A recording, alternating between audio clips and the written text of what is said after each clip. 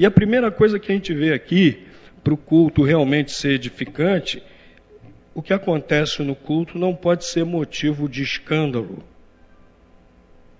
O que acontece no culto não pode ser de maneira nenhuma motivo de tropeço, nem para os irmãos em Cristo, nem para os incrédulos, aqueles que ainda não creem na palavra de Deus, né? Senão o culto não vai edificar. Se for para tropeçar, é óbvio que não vai edificar, né? Nós vemos que havia motivo de escândalo, sim, no culto. Um deles eram as mulheres que queriam falar no culto. A sociedade daquela época, a mulher tinha que ficar calada. A sociedade daquela época era assim. Tanto que Paulo fala aqui no versículo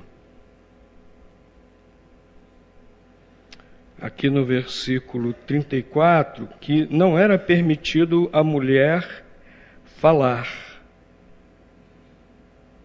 Não era só na igreja que Paulo estava se referindo, não. Ali em Corinto, era qualquer lugar mesmo, era a sociedade da época. A mulher tinha que ficar quietinha, não falar em público. Isso era algo escandaloso, se acontecesse de uma mulher falar em público, porque somente as mulheres que não eram de família, não eram de bem, somente as prostitutas é que falavam em público. Imagina só que escândalo. Entrar alguém dentro da igreja e ver mulheres, né? A igreja reunida para cultuar a Deus e mulheres lá falando. Imagina você, coloque-se no lugar de um grego ali de Corinto, daquela época. O costume era esse. Ele entrava na igreja, dava de cara lá com alguma mulher falando na igreja.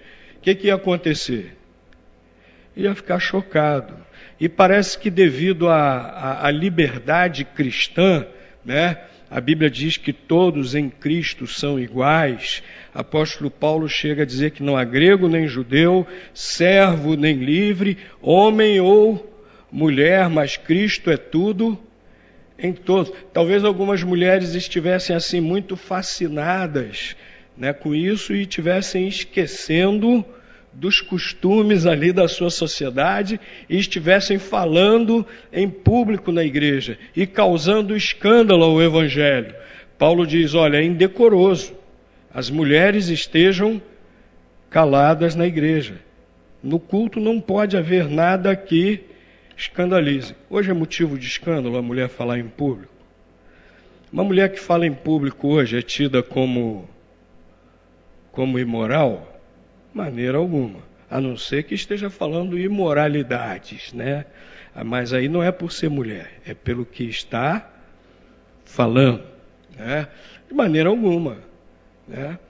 O que nós aprendemos disso para hoje, para nós, é que nós não podemos dar nenhum motivo de escândalo para o Evangelho. E Paulo está falando isso aqui no contexto do culto. Nada podemos fazer no culto que seja motivo de escândalo para ninguém. Outro motivo de escândalo que havia no culto de Corinto era essa questão das línguas. Os coríntios estavam querendo falar línguas incompreensíveis. Nós vemos isso, Paulo ensinando, Paulo querendo disciplinar isso na igreja, argumentando. E Paulo fala no versículo 9, assim também vós, se com a língua não pronunciardes palavras bem inteligíveis, como se entenderá o que se diz? As tais línguas que estavam tentando falar lá em Corinto eram línguas incompreensíveis. Talvez, eles achassem que era uma língua celestial, que era uma língua que não era aqui da terra, porque os pagãos tinham esse costume. Os pagãos tinham chamados oráculos, sacerdotes que entravam em transe, isso era muito comum naquele mundo grego, aquele mundo helenizado. Inclusive lá em Corinto existiam templos onde isso era praticado, né? Sacerdotes ou sacerdotisas que entravam em transe e começavam a falar um negócio que ninguém entendia. Aí ia lá um outro sacerdote e interpretava. E as pessoas iam, pagavam no templo para ouvir esses oráculos, trazendo prognósticos a respeito da sua própria vida.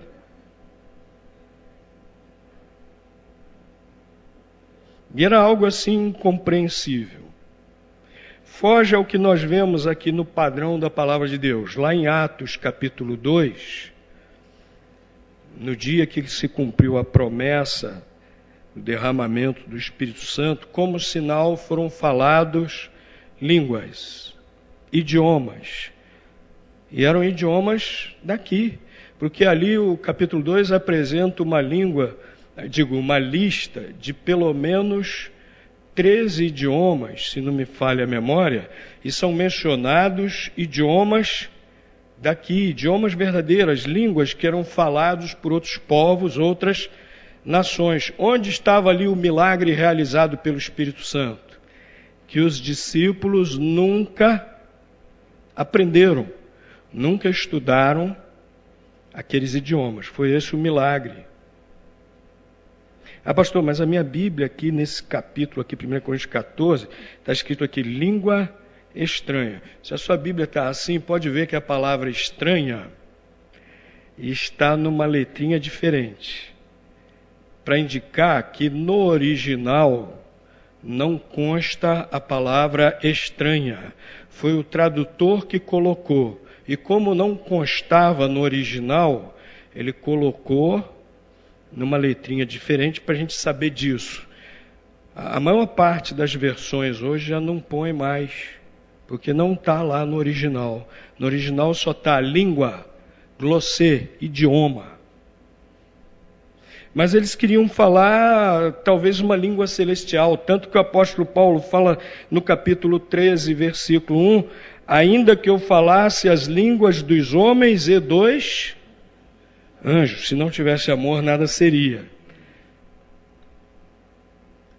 É possível que essa língua sem sentido, sem nexo, essa língua estática, né, que eles entravam em êxtase e começavam lá a falar aquele negócio, talvez eles falassem isso, uma língua celestial. E é interessante que nesse capítulo 14, Paulo faz uma distinção. Vejam aqui por favor, vejam aqui versículo 23, como aquilo estava, essa glossolalia, essa balbuciar sem sentido, esse balbuciar incompreensível, estava sendo motivo de escândalo no culto daquela igreja. Se, pois, toda a igreja se reunir num mesmo lugar, todos falarem em línguas e entrarem indoutos ou incrédulos, não dirão porventura que estáis loucos. Aquela blá, blá, blá, blá, blá, aquela coisa, aquele balbuciar estava causando escândalo no culto daquela igreja. Tanto que Paulo diz, se entrar um incrédulo aí, vocês estão todos lá falando essas línguas, eles vão pensar que vocês estão loucos. Eu já fui a algumas igrejas que adotam essa prática. E a verdade é que parece mesmo uma loucura. Todo mundo ao mesmo tempo falando e bem alto e tal. E eu fiquei quietinho lá tentando orar silenciosamente. Até difícil orar silenciosamente com tudo aquilo no ouvido da gente, né?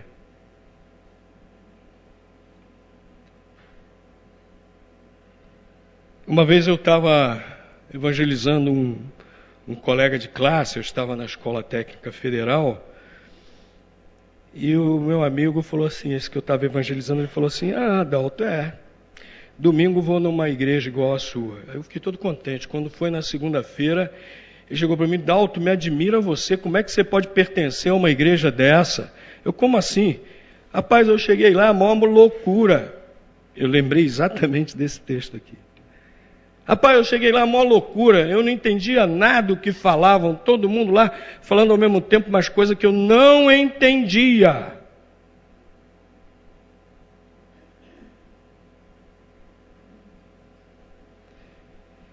E aí eu tive que explicar para ele: não, minha igreja não é assim e tal, mas aí já ficou o prejuízo, a dificuldade. Que grande oportunidade perdida para aquele jovem ouvir realmente a palavra de Deus.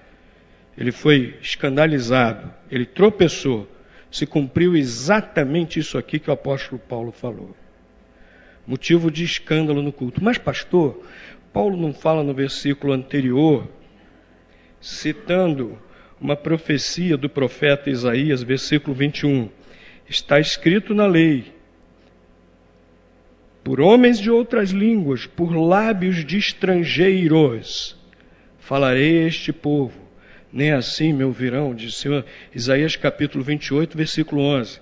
Paulo está citando aqui uma profecia justamente a respeito das línguas verdadeiras, idiomas que foram faladas no dia de Pentecostes. Essas línguas verdadeiras, idiomas daqui, é que Paulo fala aqui no versículo 39.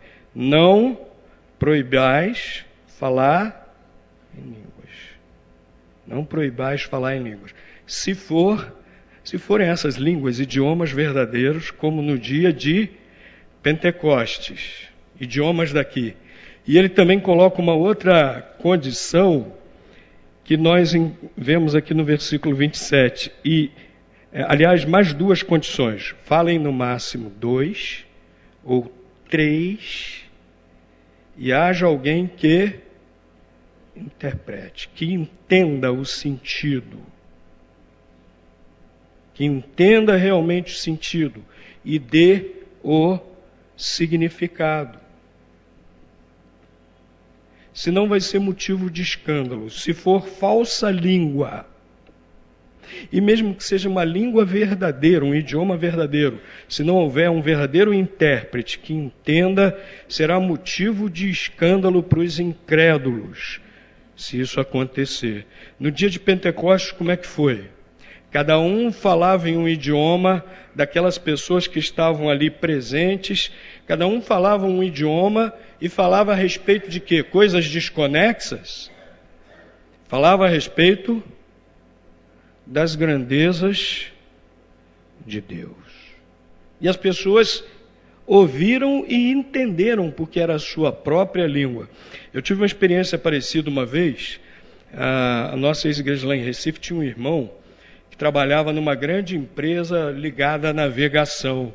E aí teve um dia que ele levou lá na nossa igreja uma tripulação de um navio. E tinha grego, tinha francês, tinha acho que alemão também. Eu sei que era a tripulação do navio, parecia as Nações Unidas, né? Gente de tudo que era lugar do mundo. E ele me avisou antes. Ele falou: pastor, olha, domingo eu vou levar a tripulação do navio lá, tem gente tal e tal país, e eu vou colocar o pessoal da igreja que sabe falar inglês, que a língua universal é o inglês, né? Inclusive, é lógico, na navegação, na aviação. Eu vou colocar algumas pessoas da igreja que falam inglês junto desses estrangeiros. Aí você vai, faz esse favor, pastor, vai pregando, fazendo pausas para haver a tradução. Olha, eu me senti parecido com isso, né, no dia de Pentecostes. Eu pregava e os intérpretes passavam no idioma que aqueles estrangeiros entendiam, passavam para o inglês. Então o apóstolo Paulo está dizendo algo parecido. Línguas podem ser verdadeiras, mas se não houver na igreja intérprete,